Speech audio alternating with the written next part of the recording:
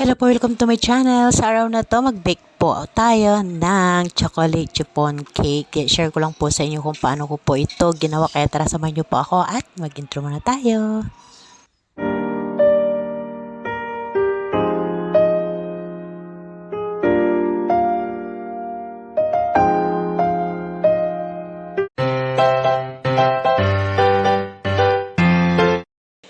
Ito po ang ating mga sangkap, ang ating mga gagamitin sa ating pagbe-bake. So ayan, nasukat ko na po ito lahat. At huwag po kayo mag-alala at ilalagay ko po itong mga sukat ko sa description. So ayan, paghihiwalayin ko lang po yung egg yolk at saka yung egg white.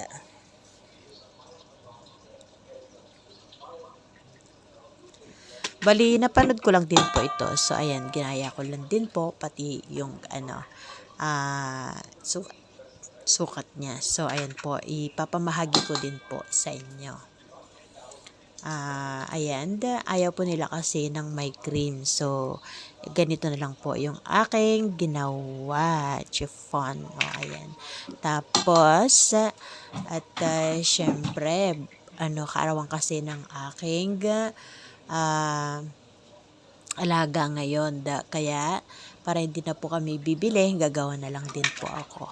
So, ayan, kung nakita po ninyo yung aking intro.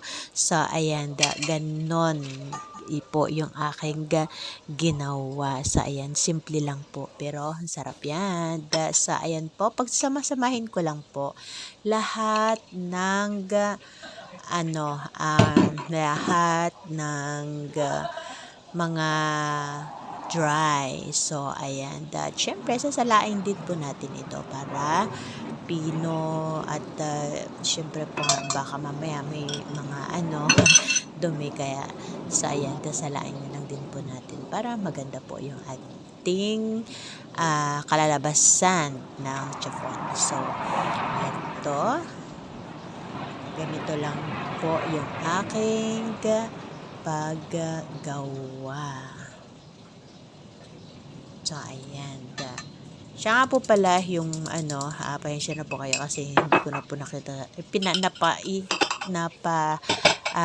kita sa inyo kung paano ko po binudburan. So, parang binudburan ko lang din po ng ganito yung pagkatapos ng cake, and then yung icing. So, ayan. So, pinapili ko po yung aking alaga kung ano pong gusto niya. So, ayan. Kung gusto niya ng icing sugar o kaya Milo. So, actually, ang pinili niya is Milo. Kaya lang, para mas maganda daw yung icing na lang, di ba? So, ayan. So, ayan po, ang susunod po na inilagay ko at ilalagay ko ay yung mga liquid. So, ayan, pagsama-samahin lang po lahat ng mga liquid bago po ito haluin. So, ayan. Napakadali at simple lang po ito. At hindi ko po ito masyadong tinamisan. Actually, binawasan ko lang din po yung sugar.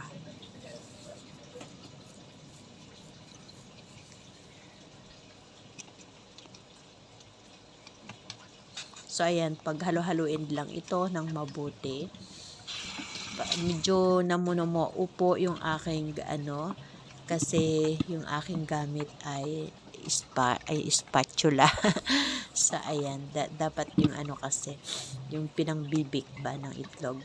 Kaya lang ito po yung aking nakuha.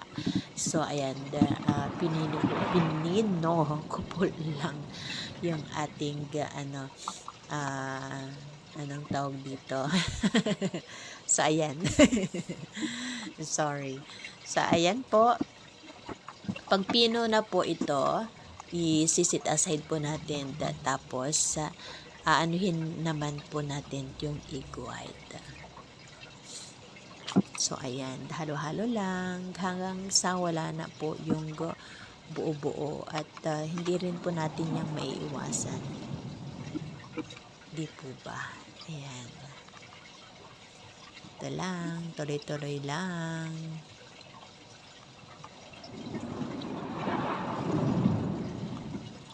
Yung aking ginamit na cocoa, hindi siya masyadong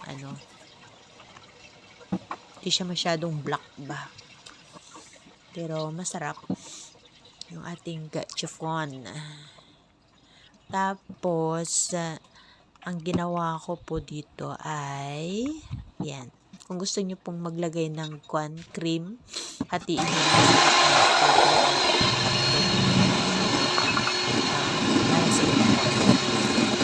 so, ayan po. Dapat po naka-high.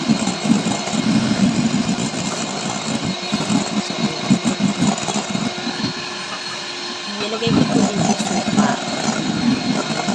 1 teaspoon.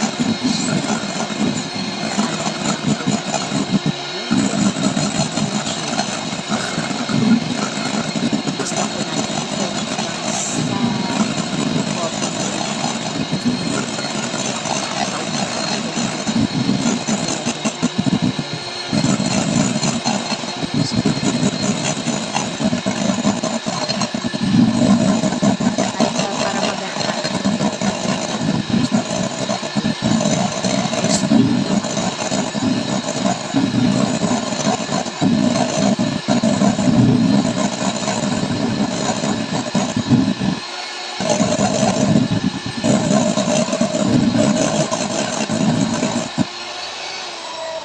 So, ayan, yung mga mahilig dyan, mag-bake tulad ko. So, ayan. Maganda po pong mayroon tayong magagamit at kung ano po yung gusto nating tikman ay gagawin na po natin. So, ayan, tinlagay ko lang po ng konti at maya-maya ay ihahalo ko na po lahat. So, ganyan lang po. Tapos, habang ginagawa po natin ito, dapat ipipreheat na po natin yung ating oven. Bali, 180 po yung ating ipipreheat. Tapos, ayun, lalagay lang po natin ito sa lalagyan at okay na. So, ayan, ganito lang po yung ating paggawa ng chocolate chiffon cake. Sa totoo lang, gustong-gusto ko din pong mag-bake. So, ayan. Yun nga lang ay dapat kumpleto. So, yung ating gagamitin.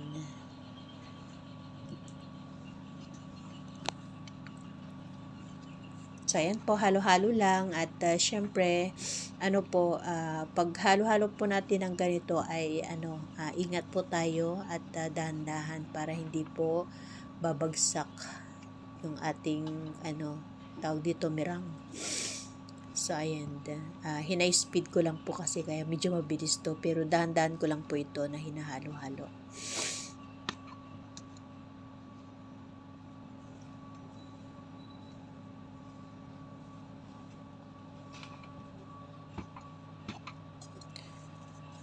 Yan. Birang may konti pa. Dapat hindi po natin sayangin at mahal, di po ba? Ngayon naman, ayan, naka-ready na po yung aking lalagyan. So, hindi na po ako nagpahid ng kung ano dyan sa aking lalagyan. Pakita ko po sa inyo, madali lang po itong tanggalin din po. Hindi kagaya ng na didikit sa gilid-gilid.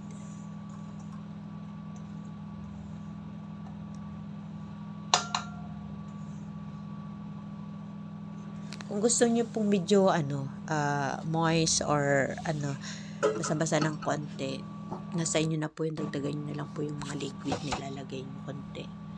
So, ayan, okay na. Tapos, ibabagsak ko lang po ito. Bagsak lang po natin, gagawin lang po natin ng ganito para wala pong bubbles. Yan, taktak po natin yan, ganyan. Yan. Pero hindi pa po maiwasan yan. Meron pa tayong makikita yung bubbles dyan sa ibabaw. Pwede po natin gamitan ng toothpick. So, ayan. Yan. Ginagawa ko po ganyan.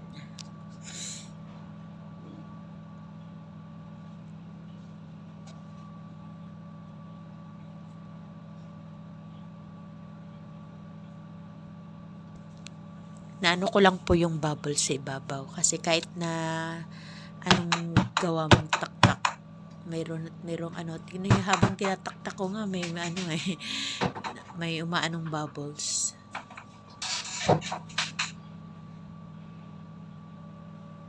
Yan.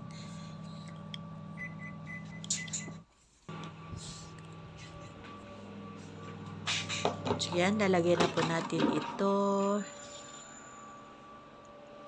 dito.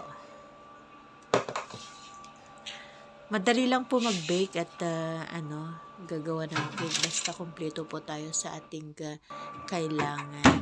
So, ayan. Iseset ko po ito ng bali 30. Pero nag-set pa rin ako sa alarm ko ng 24, 25. So, ayan. Ito na po yung kinalabasan ng ating chiffon cake. So, ayan. Pagkalabas ko po niyan, medyo, medyo bumagsak ng konti lang. So, ayan. Hanggang lang po natin ito sa gilid. Ayan. Ayan, madali lang siya. So, ayan po. Kung gusto nyo pong dekorasyonan, tanggalin yung ibabaw, okay din. Pero, ayaw ko pong may masasayang, kaya hindi na. At tinanong ko rin yung may kaarawan ay okay lang daw.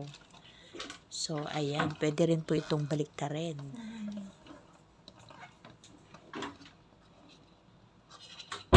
Yan o, diba? Ang ganda. Yan. Itong lalagyan ng ganito, medyo mahirap lang. So, ayan. Ito yung kinagandahan niya. Diba, itutulak mo lang yung puwet. So, ayan. Tapos, medyo nahirapan ako ng konti. Binaliktad ko lang kasi kailangan ko pong tanggalin yung nasa ilalim at yung niya, baking paper. Ayan, may baking paper po yung nilagay.